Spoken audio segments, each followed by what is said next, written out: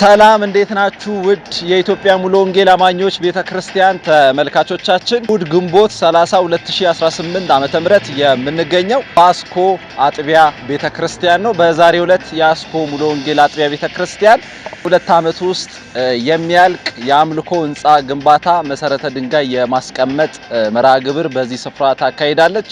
እኛም በስፍራው ተገኝተን መረጃዎችን ወደናንተ እናደርሳለን። ተከታተሉ።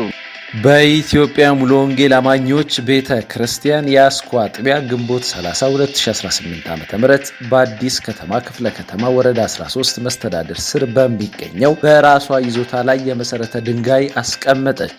በዚህ የመሰረተ ድንጋይ የማስቀመጥ መርሃ ግብር ላይ የኢትዮጵያ ሙሉ ወንጌል አማኞች ቤተክርስቲያን ምክትል ፕሬዝዳንት ፓስተር ሎዮ ስንሻው ጥሪ የተደረገላቸው እንግዶችና በርካታ ምዕመን ተገኝተዋል። በዚህ መርሃ ግብር ላይ ተገኝተው መልእክት ያስተላለፉት የቤተ እምነቱ ምክትል ፕሬዝዳንት የሆኑት ፓስተር ሎዮ ስንሻው ሙሉ ወንጌል ቤተክርስቲያን በአሁኑ ወቅት ዘርፈ ብዙ መንፈሳዊና ልማታዊ ስራዎችን እያከናወነች እንደምትገኝ ገልጸው የአስኮ ሙሉ ወንጌል አጥቢያ በብዙ አቅጣጫዎች እያገለገለች እያደገች ያለች ጠንካራ አጥቢያ መሆኗን በመናገር ጌታ ስላደረገላቸው ቸርነት በማመስገን ደስታቸውን ገልጸዋል።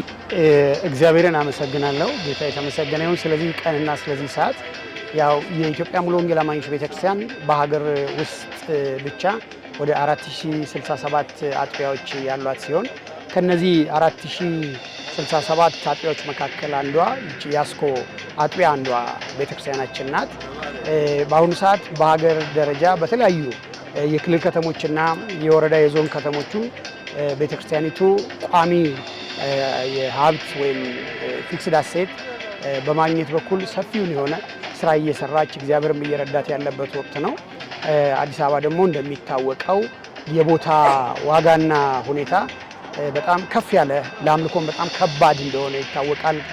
ቦታ ለማግኘት እድሉን ለማግኘት ቤተክርስቲያኒቱም በየዕለቱ በምታደርገው እድገት ፈጣን የሆነ እድገት የተነሳ በአንድ ስፍራ ላይ ለረጅም ጊዜ ለመቆየት በጣም ትቸገራለች። ስለዚህ በየቦታው አጥቢያዎች ይተከላሉ፣ ይሰፋሉ፣ ይስፋፋሉ። ስለዚህ በብዙ ከሰፉትና ከተፈጠሩት ወይም ጌታ ከተከላቸው ቤተክርስቲያኖች መካከል እቺ ቤተክርስቲያን በጣም ብዙ ስራዎችን እየሰራች ያለ ከ5 ያላነሱ አጥቢያዎችን ከዚህ በፊት የተከለች ቤተክርስቲያን በቤተክርስቲያናችን ውስጥ ትልቅ አስተዋጽኦና ግብዓት አላቸው ከሚባሉት አጥቢያዎቻችን መካከል አንዷ ናት አስኮ ቤተክርስቲያን።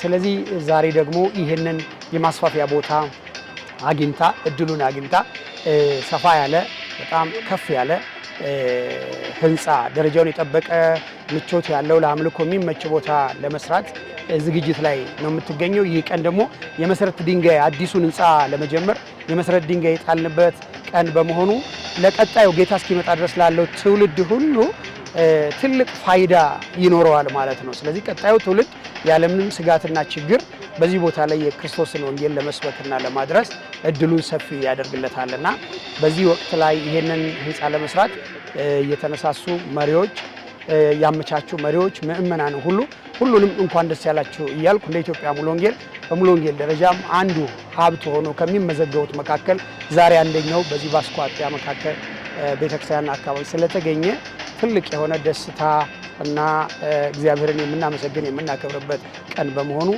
የተለየ ስሜት ይሰማኛል። እግዚአብሔር የተመሰገነ ይሁን። እንግዲህ ይህን የማስፋፊያ ቦታዎችን መንግስትም ሲሰጠንና ስናገኝ መንግስት በጣም ውስን ከሆነ ሀብቱ ነው ይህን መሬት የሚሰጠው።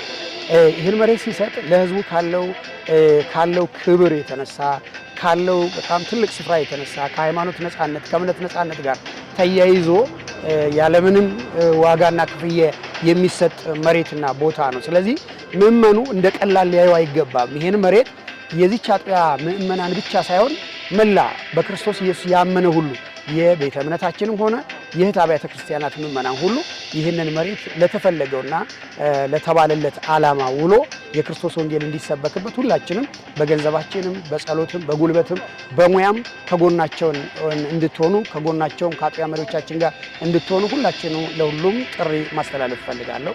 ተባረኩ።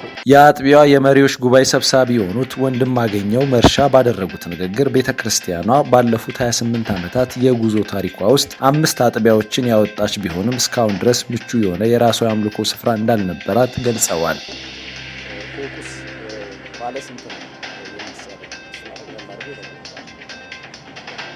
እኔ ስሜ ወንድማገኘሁ መርሻ ይባላል።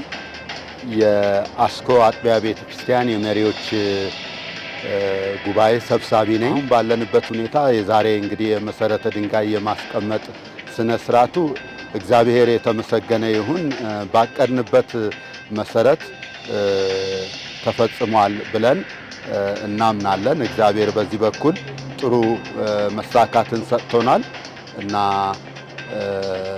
ይህንን ይመስላል በዛ ረገድ ያለው። ይሄ እንግዲህ አጥቢያ ቤተክርስቲያናችን ምቹ የሆነ የአምልኮ ስፍራ ለመገንባት ካደረገችው ዝግጅት አንጻር እየተሰራ ያለ ስራ ነው እና በሚቀጥሉት ይሄ የተጀመረው ስራ 2 ዓመት ውስጥ ይጠናቀቃል ብለን እንተማመናለን። ያው የእግዚአብሔር ስራ እንደምታውቁት ሁሉ ነገር ተመቻችቶና ተሟልቶ አይጀመርም እና ሁሉ ጊዜ እግዚአብሔር ፊቱን እንድንፈልግ ስለሚሻ እና የየወቅቱን በጀት እየለቀቀልን በጊዜው እንደሚጠናቀቅ እናምናለን፣ ተስፋ እናደርጋለን። ከታች ከመሰረት ወደ 3 ቤዝመንት ወደ ላይ እንወጣለን። ከዛ ከላይ ደግሞ 2 ፍሎር ይኖረናል ማለት ነው እና ታች ያሉት ቤዝመንት ላይ የሚኖሩት ቢሮዎች ይሆናሉ በአብዛኛው እና ከላይ ደግሞ ያሉት የመጨረሻው ፍሎር የማምለኪያ ስፍራችን ይሆናል። በእንደዛ አይነት ሁኔታ ፕላን የተደረገ ግንባታ ነው።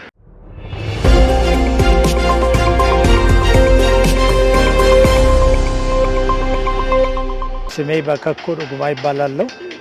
የማመልከው እዚሁ አጥቢያ ነው።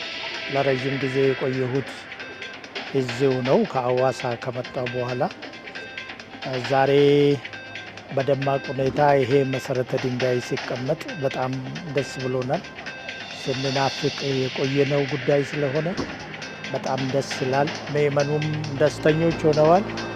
እግዚአብሔር ይሄን ስላደረገልን የእግዚአብሔር ስም የተባረከ ይሁን። የስራ ድርሻዬ እዚህ የህንፃ ኮሚቴው ሰብሳቢ ነኝ እኔ እና አሉ ከኔ ጋር የሚሰሩት። እግዚአብሔር ረድቶን እዚህ ደረጃ ላይ ደርሰናል። እንግዲህ ህንፃው ቆርጠን የተነሳ ነው። 2 ዓመት ነው ያልቃል ተብሎ የሚጠበቀው። ነገር ግን እኛ ህንፃ ኮሚቴዎች ደግሞ ከዛ በፊት እንጨርሳለን የሚል እምነት አለን። ምክንያቱም ይቺ አጥቢያ በአምልኮ ቦታ ችግር ብዙ ተንከራታለችና እግዚአብሔር የሚያሳርፍበት ጊዜ ነው ብለን ታጥቀን ተነስተናል። ከ2 ዓመት በፊት ይጠናቀቃል ብለን እንገምታለን። በመጨረሻም በቤተ እምነቱ ምክትል ፕሬዝዳንትና በቤተ ክርስቲያኗ መሪዎች አማካኝነት የመሰረተ ድንጋይ በይፋ ተቀምጠዋል።